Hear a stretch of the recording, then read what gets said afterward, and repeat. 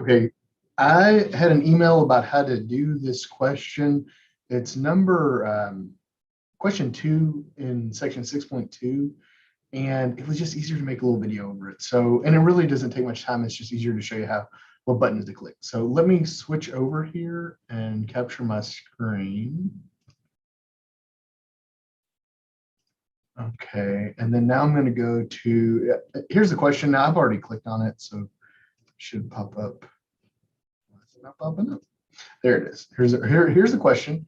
It asks about, finding the z-values or finding the probability between z-values. Look, you can go through StatCrunch here. There's also a link to it, and I can send you the link. It's not a big deal, but it's right here. So let me bring this up. And it asks, I'm going to do the whole question. Now, the student that emailed me actually just asked for part C, but I'm going to go through all 3 parts. It's not a big deal.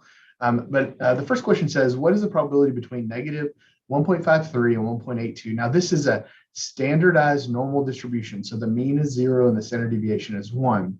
So let me show you how to do this. First, I'm going to go to Stat Calculators and then Normal. And it's really, man, I'll tell you, StatCrunch is really nice about this. Now, notice automatically they put the mean and standard deviation to how we need it, because this is a standardized normal distribution. With real data, you're gonna, if they give you a mean or a standard deviation, you need to put that in there.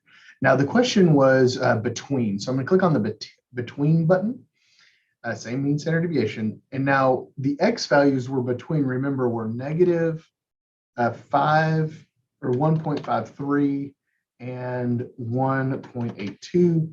Hit compute, and it's 0.902 something. So I'm going to bring this over here, and I'm going to put in, now it says round to 4 decimal places, 0.90626, right?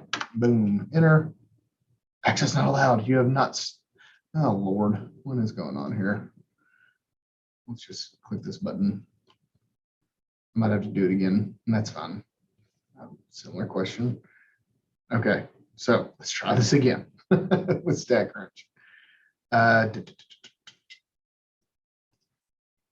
So now it's between negative 1.58 and 1.87. So let's try it again, and I'll do the same thing. 1.58 and 1.87.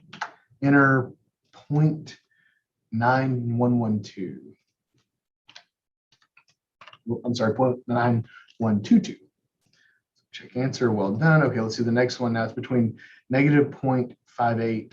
Wait, what is it probably is less than negative 0.58 and greater than 1.87. Now this is a little different. So really what they're asking here are the probability in the tails.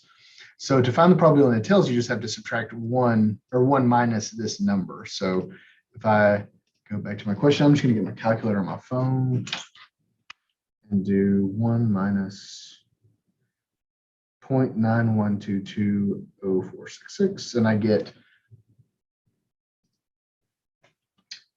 0.0878 if you round.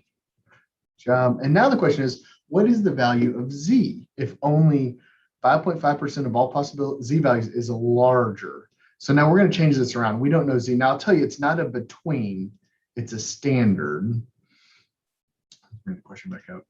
And it's going to be, so what's the probability if and only 5.5% of all possible Z values are larger? So it's going to be greater than, I don't know this number, but I know this number. I need the probability to be, let's bring it back up, 5.5%. I want to know what's the X value or the Z value that makes this where we only have 5% greater than. Invalid input. That's not true. Oh, it's because I did. Gosh darn it. There we go. And notice it pops it out, 1.598. So let's put that value in, 1.598. And what that means is if a Z value of 1.598, there's only 5.5% Z values greater than that number.